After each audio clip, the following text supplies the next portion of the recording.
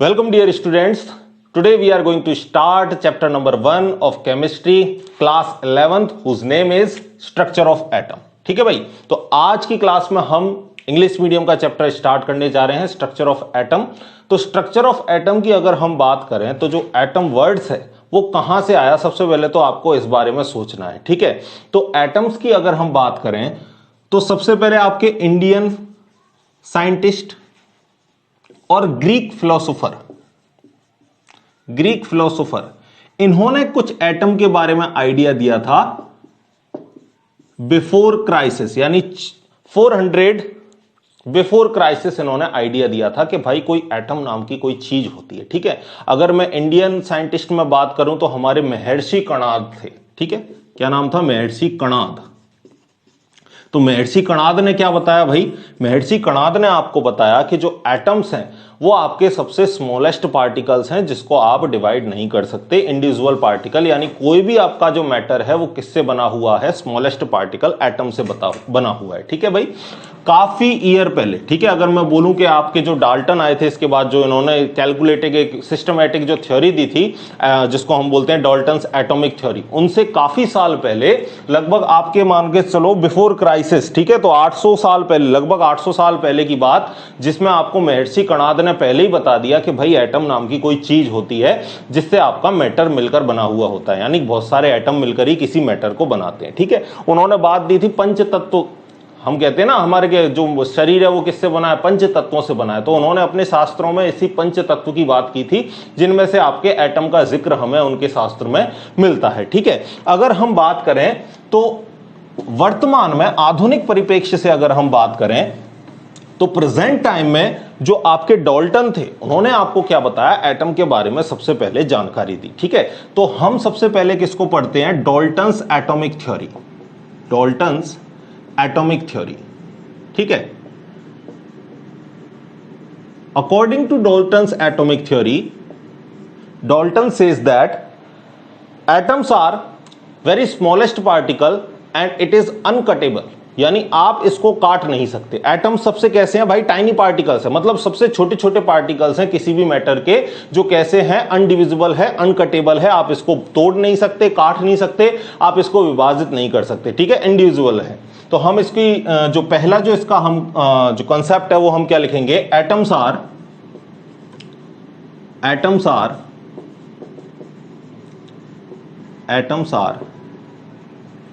Very smallest particles of matter which is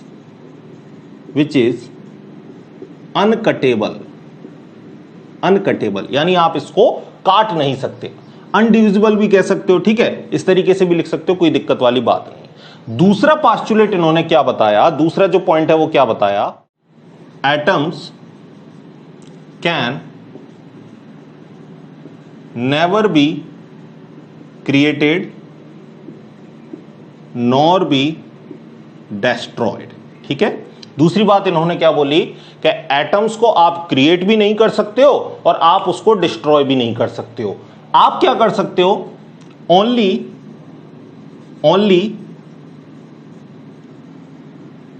rearrangement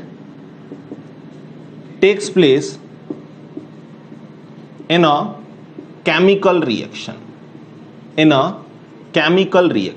कोई भी आप केमिकल रिएक्शन करवाते हो तो उसमें केवल एटम्स का क्या होता है? रीअरेंजमेंट होता है, ना ही एटम्स का फॉर्मेशन होता है, ना ही एटम्स को आप डिस्ट्रॉय कर सकते हो। ये बात किसने बोली भाई? ये बात बोली थी डाल्टन ने। लेकिन ऐसा नहीं है, हर पास्टुलेट्स को हम क्या करेंगे? इसको खंडन करेंगे इस बात का, और इसकी लिमिटेशन भी मैं आपको बताऊंगा इस क्लास के साथ साथ। ठीक है, इनमें से ज्यादातर जो स्टेटमेंट है वो आज वैलिड नहीं है, या मैं आपको दूसरी बात बोलूं, जो एटम्स जो डाल्टन्स की जो एटॉमिक थ्योरी थी वो आपके प्रेजेंट टाइम में वैलिड नहीं है। ठीक है, लेकिन हम इसकी बात क्यों कर रहे हैं भाई? क्योंकि जो सबसे पहले किसी के बारे में जानकारी देता है, जब किसी को एटम नाम के बारे में पता भी नहीं था तो सबसे पहले जानकारी किसने दी भाई? एटम के बारे में जो जानकारी दी थी वो डाल्टन्स ने दी। इस वजह से हम किसको पढ़ते हैं भाई? डाल्टन्स की एटॉमिक थ्योरी को पढ़ते हैं। ठीक है ना, क्योंकि शुरुआत इन्होंने की थी, तो जो शुरुआत करता है उसके बारे में पहले चर्चा होती है कि भाई इस चीज की शुरुआत इन्होंने की थी। ठीक है, चलो बात करते हैं अगली प्रॉपर्टी तीसरे की,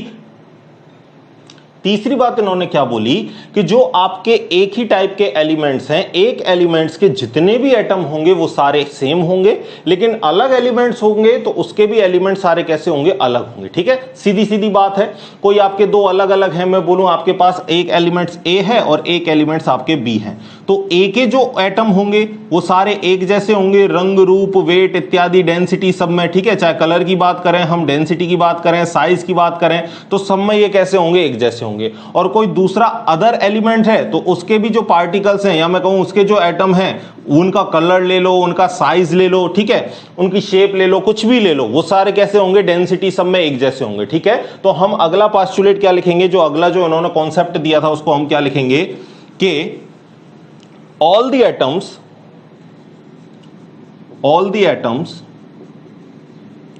of an element are identical, but the atoms of different element will be different। क्या बात बोली भाई हमने कि अगर आपके एक ही तरीके के, आइडेंटिकल का मतलब एक ही तरीके के अगर आपके एलिमेंट्स हैं तो आपके वो एलिमेंट सारे एक जैसे होंगे, चाहे कलर की बात करें, चाहे साइज की बात करें, चाहे डेंसिटी की बात करें, किसी की भी प्रॉपर्टी की बात करें। और अगर कोई दूसरा डिफरेंट एलिमेंट है तो उसके एटम भी सारे कैसे होंगे, डिफरेंट होंगे भाई। ठीक है, समझ में आ गया। अगला पोस्टुलेट देखो, अगला जो कॉन्सेप्ट है, अगला जो पॉइंट है वो क्या बोलता है, a compound is formed by combination of atoms of different elements in a fixed mass ratio, fixed mass ratio. इसका मतलब क्या है भाई, इन्होंने बताया था कि जो कंपाउंड आपका बनेगा वो अलग अलग एटम जब एक फिक्स्ड मास रेशियो में जब रिएक्शन करेंगे तब क्या बनेगा, आपका कोई भी कंपाउंड बनेगा। ठीक है, पॉइंट क्या बताया, atom is a smallest particle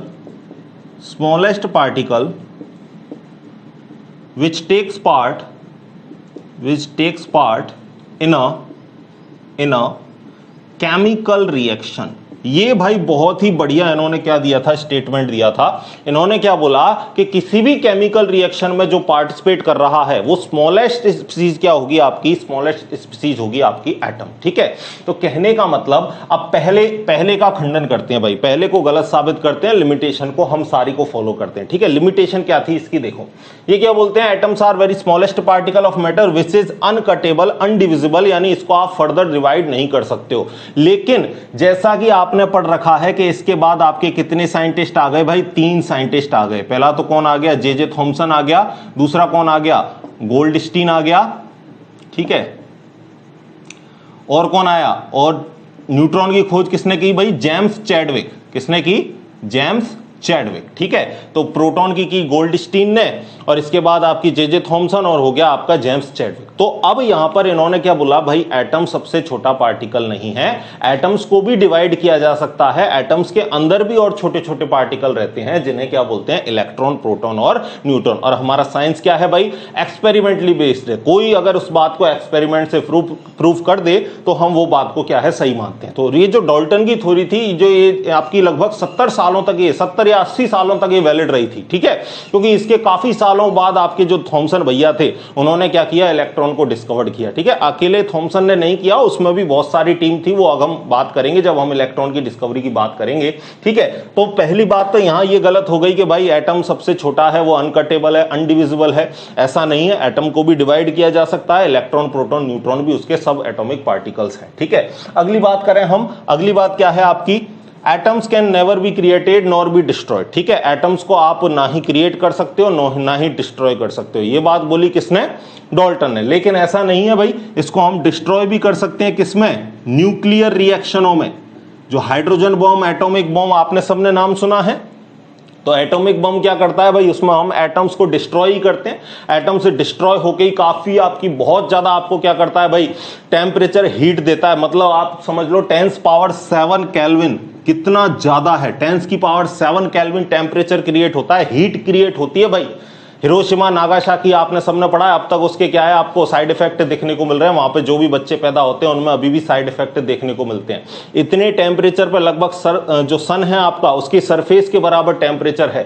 तो इस टेम्परेचर पर आप जलते नहीं हो, आप सीधा एवेपोरेट कर जाते हो, आपकी हड्डियां भी नहीं मिलती भाई, सीधा वाष्प बनोगे, सीधा वेपर में कन्वर्ट होगे, ठीक है ना। तो कहने का मतलब एटम्स को डिस्ट्रॉय भी कर सकते हैं, लेकिन सिर्फ और सिर्फ किसमें, न्यूक्लियर रिएक्शनों में, ठीक है ना। न्यूक्लियर रिएक्शन के अलावा अगर केमिकल रिएक्शन है तो वहां पर एटम डिस्ट्रॉय नहीं होता, लेकिन न्यूक्लियर रिएक्शनों में एटम को डिस्ट्रॉय किया जा सकता है, ठीक है। अगली बात तो यहां से ये वाला स्टेटमेंट गलत हो गया, ये दूसरा वाला स्टेटमेंट भी गलत हो गया, ठीक है। इन्होंने क्या बोला, only rearrangement takes place in a chemical reaction, ठीक है। केमिकल रिएक्शन में क्या होता है भाई, रीअरेंजमेंट ही होता है। ये बात इन्हों की सही थी। जैसे मैं आपको एक एग्जांपल दूं, देखो नीचे दे रहा हूं, ठीक है, ऊपर दे दूं, चलो इसको मिटा के ऊपर देता हूं आपको, देखो देखना भाई। इन्होंने क्या बताया कि एटम्स का केवल क्या होता है, रीअरेंजमेंट होता है। जैसे मैं बोलूं आपके पास क्या है, हाइड्रोजन है और आपके पास ऑक्सीजन है, ठीक है। तो हाइड्रोजन और ऑक्सीजन मिलकर क्या बनाएंगे, आपका H2O बनाएंगे, ठीक है। अब इसको बैलेंस कर लेते हैं अपन, बैलेंस कर लो भाई, 2 हाइड्रोजन ले लो, ठीक है, ये हो गया बैलेंस, ठीक है। यहां भी आपके 4 हाइड्रोजन, यहां भी 4 हाइड्रोजन, यहां 2 ऑक्सीजन और यहां भी कितने oxygen, 2 oxygen. Chemical reaction balance है, ठीक है। तो यहां पर आप देखोगे कि यहां पर भी आपके कितने हाइड्रोजन थे, 4, और यहां पर भी कितने ऑक्सीजन थे, 2। वो भी सेम टू सेम कहानी, यहां भी आपके 4 हाइड्रोजन और कितनी ऑक्सीजन, 2 ऑक्सीजन। भाई नीचे का गुणा कर दो, 2 दूनी, यहां कितनी है, 4 हाइड्रोजन और 2 आगे लग रहा है, तो ऑक्सीजन भी कितनी, 2 है। तो देख लो सिर्फ और सिर्फ क्या हुआ है, इनका अरेंजमेंट ही हुआ है, ठीक है। ऑक्सीजन किसके साथ जुड़ गया भाई, ऑक्सीजन ने 2 हाइड्रोजनों को जोड़ लिया इस तरीके से। यहां तो ये इस तरीके से थे कुछ, देखो इसको भी समझ लेते हैं। यहां तो ये इस तरीके से थे, ऑक्सीजन भी इस तरीके से था, लेकिन ये जुड़कर यहां पर ऑक्सीजन किसके साथ जुड़ गया, ऑक्सीजन जुड़ गया भाई 2 हाइड्रोजन के साथ। ये कहानी हो गई। तो देख लो वही एटम यहां है, वही एटम यहां है, लेकिन फर्क सिर्फ किसमें हुआ, रीअरेंजमेंट में। एक दूसरे के साथ क्या हो गए, रीअरेंज हो गए, ठीक है। तो ये बात इनकी सही थी कि केमिकल रिएक्शन में केवल क्या होता है भाई, एटम्स का रीअरेंजमेंट होता है, ना ही उनको क्रिएट करते हैं, ना ही उनको डिस्ट्रॉय करते हैं। लेकिन हर जगह ये कहानी वैलिड नहीं होती, न्यूक्लियर रिएक्शन में ये कहानी वैलिड नहीं होती। अगली बात करते हैं तीसरे पॉइंट की। अगली बात ये बोलते हैं कि एक एलिमेंट है तो उसके सारे एटम एक जैसे होंगे, और दूसरा एलिमेंट है तो उसके सारे एटम अलग अलग होंगे। लेकिन ये बात क्लियर नहीं है। क्यों नहीं है भाई, क्योंकि आइसोटॉप की डिस्कवरी हो गई। आइसोटॉप क्या है भाई, कि जिनके एटॉमिक मास डिफर है लेकिन एटॉमिक नंबर उनके कैसे हैं, सेम। तो आइसोटॉप की डिस्कवरी हो गई। जैसे मान के चलो आपका एक कार्बन का है, मैं बोल देता हूं कार्बन 6 का एक आइसोटॉप है 12, और आपका कार्बन 6 का आइसोटॉप है एक 13, और कार्बन 6 का आइसोटॉप है एक 14। तो देख लो भाई, एलिमेंट्स तो एक ही है कार्बन, लेकिन इनके मास तो अलग अलग हैं, एक का 12, एक का 13, एक का 14। तो ये तो स्टेटमेंट गलत हो गया। उन्होंने क्या कहा कि अगर एक ही एलिमेंट है तो उसके सारे एटम एक जैसे होंगे। एक ही एलिमेंट है कार्बन, लेकिन उसके अलग अलग हो गए एटम, किसी का वजन 12 ग्राम, किसी का 13 ग्राम, किसी का 14 ग्राम। तो कहने का मतलब यहां पर ये चीज क्या है, आपकी वैलिड नहीं हुई। तो ये वाला स्टेटमेंट आपका गलत हो गया, ठीक है। अगले स्टेटमेंट की क्या कहानी है, ए compound is found by the combination of atoms of differ elements in a fixed mass ratio. Fixed mass ratio की बात करते हैं भाई, लेकिन अगर मैं इससे कोई कंपाउंड बनाऊं तो फिक्स्ड मास रेशो आएगा क्या, नहीं आएगा। जैसे मैं एक एग्जांपल देता हूं आपको, इसी में देख लो भाई, कार्बन का ही एक एग्जांपल देता हूं। देखो CO2 को बनाया, ठीक है, किसको बनाया, या हाइड्रोजन का भी ले लो। हाइड्रोजन के भी 3 आइसोटॉप है, 11 H12 H13, इसको प्रोटियम बोलते हैं, इसको ड्यूटेरियम बोलते हैं, इसको ट्राइटियम बोलते हैं, ठीक है। तो अगर हम हाइड्रोजन से बनाएं वाटर मॉलिक्यूल, H2O बनेगा। और हैवी वाटर का फॉर्मूला क्या होता है, ड्यूटेरियम ऑक्साइड D2O, ठीक है, इसको हम बोलते हैं हैवी वाटर। तो यहां पर आप देखोगे तो हाइड्रोजन का वेट कितना है, 2। एक हाइड्रोजन का वजन कितना होता है, 1 ग्राम, अगर हमने प्रोटियम लिया है। लेकिन ड्यूटेरियम लिया है तो हमने एक हाइड्रोजन का वजन कितना होगा, 2 ग्राम होगा भाई, ठीक है। तो यहां तो रेशो क्या आएगा, 2:1 ऑक्सीजन का कितना होता है, 16 ग्राम। यहां तो रेशो क्या है, 2:16, और काट दूंगा तो मैं क्या आएगा, 1:8 आएगा। लेकिन अगर मैं यहां देखूं तो यहां ड्यूटेरियम का एक का वजन कितना है, 2, तो 2 का वजन कितना हो जाएगा, 4 ग्राम, और इसका कितना हो गया 16। तो 4 से काटो इसको, 4 एकम 4, 4 चौक 16। तो यहां रेशो कितना आया, 1:4, और यहां रेशो कितना आया, 1:8। एलिमेंट एक ही है हाइड्रोजन, लेकिन उसके डिफर क्या है, आइसोटॉप है। तो जब हम डिफरेंट आइसोटॉप से बनाते हैं तो भाई फिक्स्ड मास रेशो नहीं आता, नहीं तो हमेशा हमें जब भी हम हाइड्रोजन से क्या बनाते वाटर मॉलिक्यूल, तो हमेशा रेशो क्या आना चाहिए था, 1:8 आना चाहिए था। लेकिन ये कहानी आइसोटॉप के अंदर आपकी वैलिड नहीं होती है, तो इस वजह से ये वाला स्टेटमेंट भी आपका कैसा हो गया, गलत हो गया। इन्होंने तो बोल दी कि भाई एलिमेंट जो रिएक्शन करके कंपाउंड बनाएंगे हमेशा वो फिक्स्ड रेशियो में कंपाउंड बनेगा, लेकिन आइसोटॉप के केस में ये चीज वैलिड आपकी नहीं होती। दूसरी कहानी, अच्छा एक कहानी में इसमें और बताऊं, इन्होंने क्या बोला, all the atoms of elements are identical, यानी इन्होंने बोला कि एक एटम होगा तभी उसके एटम सारे क्या होंगे, आइडेंटिकल। लेकिन एक डिस्कवरी आपकी और हुई थी आइसोबार की, और आइसोबार की कहानी क्या है बच्चों, आइसोबार की कहानी है कि उनका वेट एक जैसा होगा, एटॉमिक मास उनका कैसा होगा, एक जैसा। जैसे हम बात करें कार्बन की, बात कर लेते हैं, कार्बन 614 ये कार्बन का एक आइसोटॉप है, और नाइट्रोजन 714 ये नाइट्रोजन का एक आइसोटॉप है, ठीक है। लेकिन इन दोनों को देखोगे तो इनका मास कैसा है भाई, सेम 14 ग्राम।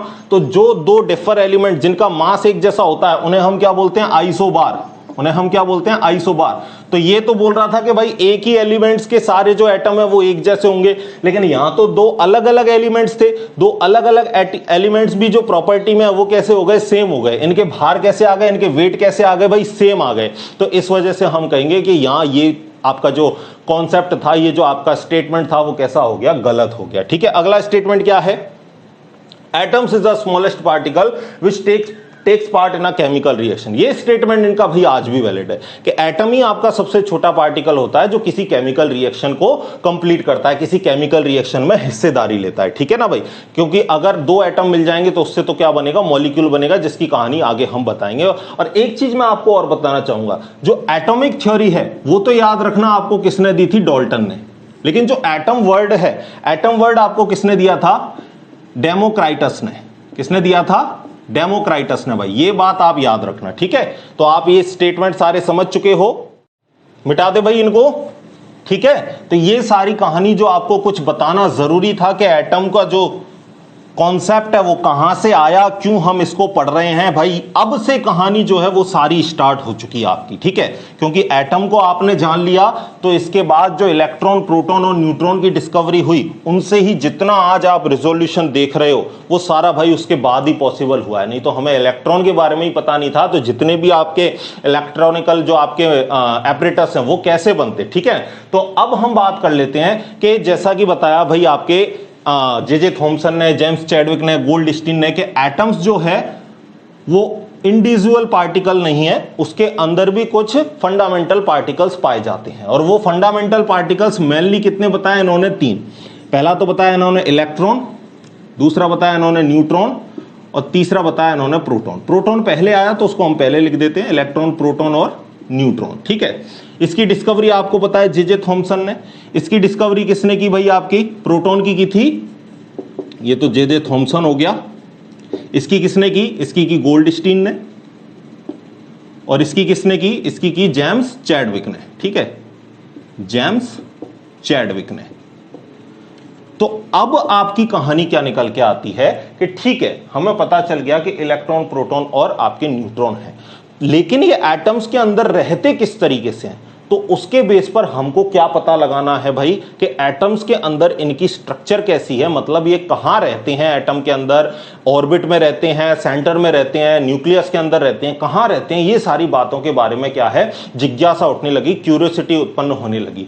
तो वहां पर आपके साइंटिस्टों ने क्या किया, अलग अलग अपने मॉडल देना स्टार्ट किया, ठीक है। उससे पहले मैं आपको बताऊंगा कि इलेक्ट्रॉन की डिस्कवरी कैसे हुई, इसके बाद मैं आपको बताऊंगा कि प्रोटॉन की डिस्कवरी कैसे हुई, और इसके बाद मैं आपको बताऊंगा न्यूट्रॉन की डिस्कवरी कैसे हुई, ठीक है ना। तो देखो, सबसे पहले मैं आपको फंडामेंटल पार्टिकल्स लिखा देता हूं कि एटम्स के अंदर कितने टाइप के फंडामेंटल पार्टिकल्स होते हैं, फिर उसके बाद मैं आपको बताऊंगा कि इन तीनों की डिस्कवरी कैसे हुई, ठीक है। तो चलो हम बात करते हैं आगे की, देखना भाई। तो सबसे पहले आप हेडिंग लगाओगे फंडामेंटल पार्टिकल्स ऑफ एटम, ठीक है। देखो, तो पहला हम लिख लेते हैं सब एटॉमिक पार्टिकल्स, ठीक है। जो पहला हमारा पॉइंट है वो सब एटॉमिक पार्टिकल्स, या आप फंडामेंटल पार्टिकल्स भी कह लो, कोई दिक्कत नहीं है, फंडामेंटल पार्टिकल्स। और मेन जो फंडामेंटल पार्टिकल्स हैं वो आपके भाई 3 ही हैं। कौन कौन सा, पहला तो है आपका इलेक्ट्रॉन, ठीक है, दूसरा कौन सा है? दूसरा है आपका प्रोटॉन, और तीसरा कौन सा है? तीसरा है आपका न्यूट्रॉन, ठीक है। और यहां हम लिख लेते हैं डिस्कवर्ड बाय, यानी किसने इसकी डिस्कवरी की। तो इलेक्ट्रॉन की डिस्कवरी आप सबको पता है, जे थॉमसन, ठीक है। दूसरा आपका प्रोटॉन, प्रोटॉन की डिस्कवरी किसने की भाई? गोल्डस्टीन, ठीक है। तीसरा आपका आ गया न्यूट्रॉन, न्यूट्रॉन की डिस्कवरी आपको की थी जेम्स चैडविक ने, ठीक है। ये कहानी हम सबको पता है जनरली इन तीन के बारे में। आगे की कहानी मैं आपको बताऊंगा कि इसके अलावा भी कुछ पार्टिकल्स हैं, ठीक है। चार्ज की भी बात कर लेते हैं भाई। इलेक्ट्रॉन पर चार्ज कैसा होता है? नेगेटिव। प्रोटॉन पर चार्ज कैसा होता है? पॉजिटिव। और न्यूट्रॉन आपका कैसा होता है? न्यूट्रल। नाम में ही है न्यूट्रॉन, मतलब ये कैसा होगा? न्यूट्रल, ठीक है। इसके बाद चौथा जो पार्टिकल्स है वो याद रखना, पॉजिट्रॉन। नाम क्या है? पॉजिट्रॉन, या इसको दूसरा क्या बोलते हैं? इसको एंटी इलेक्ट्रॉन भी बोलते हैं। क्या बोलते हैं इसको बच्चों? Anti electron. और यहां जो इसका जो सिंबल होगा वो क्या होगा आपका? E+ या B+, ठीक है। यहां आप E- से भी इसको दिखा सकते हो, ठीक है। E- से भी दिखा सकते हो। प्रोटॉन को आप H+ से भी दिखा सकते हो, P से भी दिखा सकते हो, P+ से भी दिखा सकते हो, ठीक है। पॉजिट्रॉन मैंने आपको बता दिया। और इसकी जो डिस्कवरी की थी वो किसने की थी? CD Anderson. किसने की? CD एंडरसन ने इसकी डिस्कवरी की। अगली बात करते हैं हम पांचवें पार्टिकल की।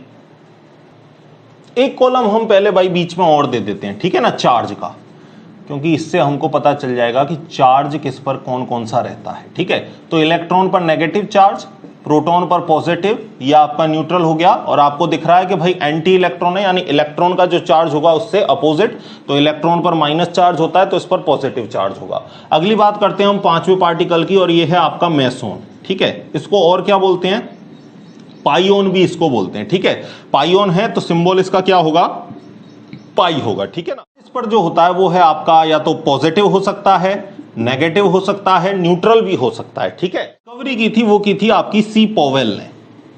कब की थी? इन्होंने की थी 1947 में, ठीक है। लेकिन इसके बारे में जो आपका प्रेडिक्शन, जो पहले से ही प्रेडिक्शन दे दिया था, वो किसने दिया था? यूकावा ने दिया था भाई। किसने दिया था? यूकावा। और यूकावा ने कब दिया था? 1935 के अंतर्गत, ठीक है ना। तो अगर आपसे डिस्कवरी पूछे और ऑप्शन में आपको सी पॉवेल दे रखा है तो आपको सी पॉवेल ही लिखना है। लेकिन जब आपको ऑप्शन में सी पॉवेल ना मिले तो आप किसको टिक करोगे भाई? यूकावा को। कहानी मैंने आपको बता दी कि प्रेडिक्शन किया था इन्होंने, मतलब भविष्यवाणी की थी कि कोई पार्टिकल होगा जिसका नाम क्या इन्होंने पहले से बताया, मेसोन। और इन्होंने प्रेडिक्शन दिया था 1935 में। लेकिन उसको एक्चुअली जो डिस्कवर्ड किया वो किसने डिस्कवर्ड किया भाई? सी पॉवेल ने डिस्कवर्ड किया। कब किया? 1947 में। तो डिस्कवरी का अगर हम बात करें तो सी पॉवेल, और अगर कॉन्सेप्ट की बात करेंगे ये कॉन्सेप्ट किसने दिया तो सबसे पहले दिया था यूकावा ने। समझ के बात को?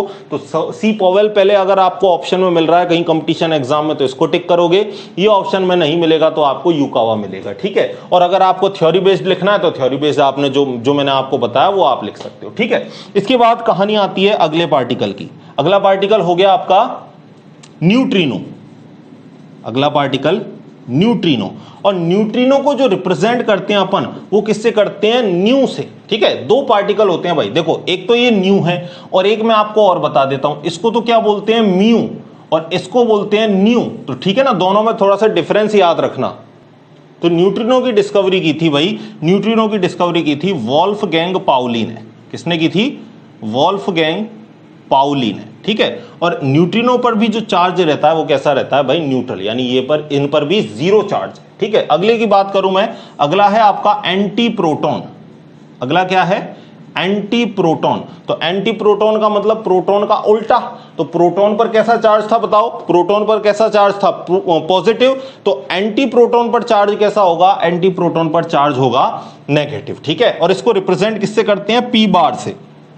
पी के ऊपर बार लगा दो। अब एंटी प्रोटॉन को जो आपको डिस्कवर्ड किया था वो किसने किया था? एमिलियो सिग्रे ने। किसने किया था? एमिलियो सिग्रे। एमिलियो सिग्रे, ठीक है। तो ये आप याद रखोगे। और बताऊं आपको, चलो इसको एक बार लिख लो फिर मैं आपको इसको ऊपर लिख के बताता हूं, ठीक है ना। ये मैंने आपको सिर्फ बताया है भाई, कंपटीशन एग्जाम में पूछ भी लेता है आपसे, ठीक है। तो ये लिख लो आप। इसके बाद कुछ एक दो पार्टिकल्स और बचे हैं उनको बताता हूं, ठीक है। वीडियो को पॉज करके लिख लो, आसानी से लिख लिया। चले भाई आगे चलो। कुछ एक दो पार्टिकल्स आपके और बाकी हैं, उनको भी हम देख लेते हैं और इनको आप भाई थोड़ा सा आप अपने माइंड में याद रखोगे। समझना भाई, 8वीं की बात करते हैं, ठीक है। एंटी प्रोटॉन की बात कर ली हमने, अब देखो एंटी न्यूट्रॉन। एंटी न्यूट्रॉन, और एंटी न्यूट्रॉन की जो बात की थी, इन्होंने जो डिस्कवरी की थी वो किसने की थी भाई? ब्रूस कॉर्क ने। किसने की? ब्रूस कॉर्क ने। और एंटी न्यूट्रॉन है तो आपको पता है न्यूट्रॉन पर जो चार्ज होता है वो न्यूट्रल होता है, तो एंटी न्यूट्रॉन पर भी चार्ज कैसा रहेगा? न्यूट्रल, यानी इस पर भी जो चार्ज है वो आपका कैसा रहता है? न्यूट्रल। अब एक लास्ट पार्टिकल है जिसका नाम है एंटी न्यूट्रिनो, ठीक है। क्या नाम है इसका? Anti neutrino. याद रहे दोनों अलग हैं। एंटी न्यूट्रॉन को रिप्रेजेंट करते हैं एन बार से और इसको रिप्रेजेंट करते हैं न्यू बार से, ठीक है। एंटी न्यूट्रिनो, इस पर भी चार्ज कैसा होगा भाई? न्यूट्रल। ये भी न्यूट्रल स्पीसीज है। इसकी जो डिस्कवरी की थी वो किसने की थी? Cowan and Reines. किसने की थी? Cowan and Reines. तो इसको आप याद रखोगे, ठीक है, कि इसकी डिस्कवरी कोवान और राइने ने की और एंटी न्यूट्रॉन की डिस्कवरी ब्रूस कॉर्क ने की, ठीक है ना। तो ये थोड़ा सा कंफ्यूजिंग है इन दोनों को, इस वजह से मैंने साथ लिखा है। एक है एंटी न्यूट्रॉन और दूसरा है एंटी न्यूट्रिनो। तो इसको एक बार आप लिख लो, वीडियो को पॉज करके लिख लो आसानी से। लिख लिया? मिटा दें भाई? चलो अब देखो, कुछ मैं बातें आपको और बताऊंगा जो आपको जानना जरूरी है, कि जो आपके 3 फंडामेंटल जो मेन पार्टिकल्स थे, कौन कौन से थे? इलेक्ट्रॉन, प्रोटॉन और न्यूट्रॉन। अगर मैं बात करूं इनमें सबसे जो लाइट वेट है, सबसे हल्का जो है, तो कौन सा पार्टिकल है भाई सबसे हल्का? लाइट वेट पार्टिकल्स कौन सा है? लाइट वेट पार्टिकल जो सबसे हल्का है वो कौन है? इलेक्ट्रॉन, ठीक है। और सबसे भारी अगर हम बोले हैवी पार्टिकल्स कौन सा है इनमें से? तो सबसे हैवी पार्टिकल है आपका मेसोन, ठीक है। कौन है? मेसोन, जिसको आपने और क्या बोला था? पाइओन बोला था, जिसको रिप्रेजेंट किससे कर रहे थे आप? पाई से रिप्रेजेंट कर रहे थे, ठीक है ना। ये इलेक्ट्रॉन से लगभग 150-200 गुना तक क्या होता है? इलेक्ट्रॉन से भारी होता है भाई वजन में, ठीक है। और एक और बात बताना चाहूंगा भाई, देखो प्रोटॉन और न्यूट्रॉन, प्रोटॉन और न्यूट्रॉन को आप एक साथ क्या बोलते हो? इनको न्यूक्लियॉन। क्या बोलते हो बच्चों? न्यूक्लियॉन। न्यूक्लियॉन, ठीक है। प्रोटॉन और न्यूट्रॉन को सम्मिलित रूप से हम एक साथ क्या बोलेंगे? इनको न्यूक्लियॉन बोलेंगे। और अगर आपके तीनों आ जाएं, तीनों का मतलब कौन कौन से? प्रोटॉन, न्यूट्रॉन और आपके इलेक्ट्रॉन, तीनों अगर आपके एक साथ आ जाएं तो तीनों को आप क्या बोलोगे? प्रोटॉन, न्यूट्रॉन, इलेक्ट्रॉन, तीनों एक साथ आ जाएं तो इनको बोलते हैं फर्मिऑन। क्या बोलते हैं?